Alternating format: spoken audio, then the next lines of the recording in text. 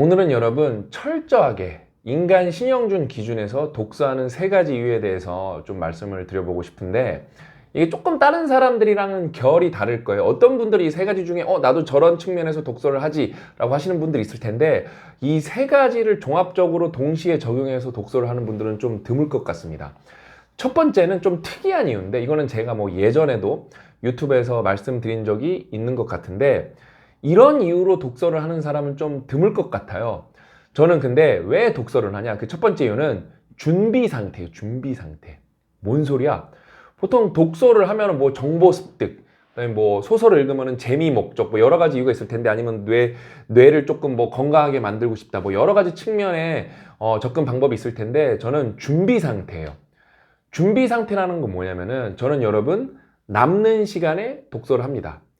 일을 해야 되면 독서를 저도 못해요. 특히 저는 일을 많이 하기 때문에 회사 일이 바빠지면 독서량이 확 줄어듭니다. 근데 남는 시간에는 항상 독서를 해요. 근데 여러분, 이게 제가 주 80시간, 90시간을 꾸준하게 일할 수 있는 비결이에요. 10년 동안. 왜? 자, 여러분 이걸 한번 생각을 해보세요. 여러분들이 한 달 내내 게임을 하다가 갑자기 어려운 일을 해야 돼. 그러면 이렇게 전환이 쉽게 될까요? 솔직히 능력이 되시는 분들은 잘 하실 텐데, 저는 못해요. 저는 그 관성이 있기 때문에 그 게임을 하다가, 아니면 좀 쉬운 걸 하다가, 내가 좋아하는 걸 하다가 일로 넘어가야 된다. 저는 이게 쉽지가 않아요. 근데 저는 항상 이제 뭐 주 80시간, 많이 할 땐 90시간, 조금 적게 할 땐 70시간 이렇게 일을 하는데, 남는 시간에 악착같이 독서를 하는 거거든요. 근데 예를 들면은 주 80시간 해야 되는데 65시간 일한 주가 있다고 쳐볼게요. 그럼 15시간이 일하는 시간에서 유휴시간으로 남았잖아요. 그쵸? 그럼 저는 그때 악착같이 되게 즐기면서 독서를 해요. 그러면 어떠냐? 그러면 다시 80시간으로 돌아가야 할 때 저는 부담이 없고 어떤 괴로움이 없어요. 왜냐면은 독서를 하면서 제 뇌를 풀케파로 쓴 거랑, 그 다음에 그때 에너지를 투입한 거랑 일하는 거랑 크게 차이가 나지 않기 때문에 저는 항상 준비가 돼 있어요. 그래서 뇌는 진짜 팽팽 돌아가고 있습니다. 이게 제가 예전 10년도 훨씬 이전부터 독서를 했던 되게 핵심 이유 중에 하나예요. 항상 준비된 상태로. 그러면서 저는 준비된 상태를 유지하기 위해서 독서를 하는 건데, 또 독서를 하면서 부가적으로 새로운 내용을 얻잖아요. 그렇죠? 저는 그래서 어떤 새로운 내용을 얻지 않아도 독서라는 걸 굉장히 좋아하는 게, 그것만으로도 어떤 정신적 체력을 유지하는 느낌이 확실하게 들어요. 그래서 저는 일을 많이 하는 거에 대한 어떤 거부감이 아예 없습니다. 아예. 0이라고 보셔도 돼요. 0이라고 보셔도 돼요. 그러면서 또 뭐예요? 난이도 높은 독서를 저도 할 때 있잖아요. 예를 들면 폭력에 의해서는 울트라딘 같은 거 우리 같이 해봤잖아요. 그때는 저도 제 뇌를 빡세게 굴리기 때문에 오히려 업무를 하죠? 훨씬 쉽게 느껴져요. 업무가 더 반가워요. 왜냐면 너무 책이 어렵기 때문에. 이게 여러분, 제가 현실적으로 독서를 하는 첫 번째 이유고, 이제 두 번째 이유도 조금 특이한데, 나누기 위해서. 되게 좋아요. 그러니까 상호성의 법칙은 여러분, 심리학 법칙 중에 진짜 무서운 법칙이에요. 뭐예요? 내가 누군가한테 뭔가를 해주면은 심리적으로 뭐 100%는 그렇지 않겠지만, 대수를 때려보면은 그 뭔가를 혜택을 받은 사람은 심리적으로 다시 돌려줘야 되는 압박이 있어요. 인생은 여러분 기브 앤 테이크입니다. 근데 제가 뭔가를 줄 수 있는 게 한계가 있잖아요. 그쵸? 요즘에는 제가 이제 좀 먹고 살만 하니까 뭐 여러분들이랑 뭐 이런 거 커피하우스 그런 거 하면 한 4, 50만 원 커피값 내야 되거든요. 그런 것도 여러분들한테 돌려드릴 수가 있고, 뭐 여러 가지 형태로 여러분들한테 뭔가를 돌려드릴 수 있고 먼저 드릴 수 있지만, 예전에 저도 열심히 이제 회사 다니면서 돈을 벌 때는 그 소득이 한정적이잖아요. 그쵸? 소득이 한정적이기 때문에 저도 누군가한테 베풀고 싶지만, 뭐 곳간에서 인신난다고 제가 곳간에 그 뭐 이렇게 쌀을 쟁여놓은 게 없는데 제가 뭘 베풀겠어요. 그쵸? 그때 제가 선택한 게 독서예요. 뭔가를 열심히 읽은 다음에 그거를 잘 정리해서 필요한 사람한테 나눠주면은, 그걸 어떤 뭐 물리적인 어떤 물질적인 선물을 주는 것보다 더 좋아하는 경우가 압도적으로 많더라고요. 압도적으로.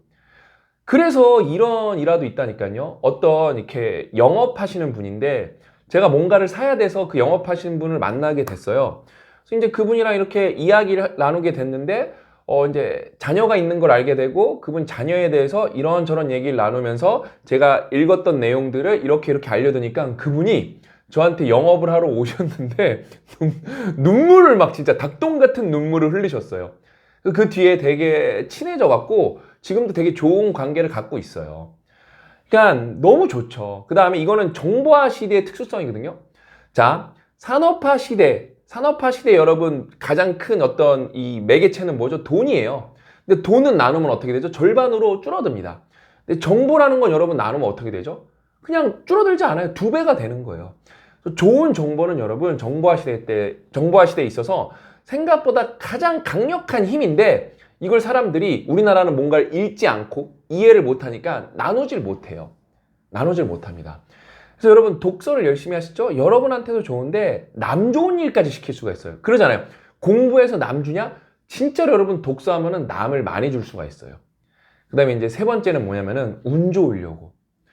그러니까 이거는 제가 제 주변 이제 후배들, 이제 친구들한테도 많이 해주는 얘기인데 인생에서 기회는 언제 오냐? 준비되지 않은 상태에서 온다고. 대부분의 기회는 그렇다고. 그렇다면 누가 특히 회사 같은 데서 뭔가 새로운 일이 있을 때 이거 해보실 분 하면 손을 들 수 있어야 되는데 그 들기가 어려워. 왜? 내가 할 수 있는 역량이라는 거 한계가 있잖아요. 근데 그거는 모두가 마찬가지예요. 모두가 역량의 한계는 명백합니다. 근데 독서를 통해서 내가 되게 깊이까지는 아니더라도 접점을 조금이라도 늘려놓죠? 그럼 다른 사람들, 나도 모르는 건 매한가지예요. 근데 나는 다른 사람들보다 그거 책을 읽어봐서 제목 들어봤네? 그거에 대해서 상식이 있어. 그래서 그때 손들 수 있는 사람이 여러분 운 좋은 사람이고 기회를 쟁취하는 사람이 되는 거예요. 제가 독서를 많이 하다 보니까 어떠냐면 또 배경 지식이 많아지잖아요. 그래서 누군가를 만났을 때 저거 그 책 읽어봤는데 하면 그 사람들이 그걸 굉장히 좋아요. 그럼 인간관계가 여러분 순식간에 굉장히 빨리 좋아집니다. 그럼 뭐예요? 그 인간관계가 좋아졌기 때문에 거기서 운이 싹 틀 확률이 또 커져요. 그래서 여러분 이렇게 독서를 제대로 하시죠? 생각보다 여러분이 진짜 이런 이득이 있었어? 이렇게 생각보다 많은 이득이 있어요. 그래서 저는 이런 이유로 독서를 되게 열심히 합니다. 그래서 여러분들도 독서를 좀 즐겨서 하셨으면 좋겠어요. 왜냐면은 뭐 그냥 개인한테도 너무 좋은데 그냥 단순히 좋은 걸 떠나서 그냥 이득이 되게 크고 상단이 많이 열려있기 때문에 독서를 한다는 건 여러분 진짜 하단은 막혀있는데 상단은 엄청나게 열려있는 행위죠. 그래서 많은 분들이 독서를 하셨으면 좋겠고 그냥 여러분 독서하십시오 이렇게 말하고 끝내는 게 아니라 여러분들이랑 꾸준히 함께 독서를 해나가도록 하겠습니다. 그래서 오늘 이야기는 여기까지고 저는 또 이야기를 준비해서 퓨캠에서 여러분을 찾아뵙도록 하겠습니다. 또 만나요.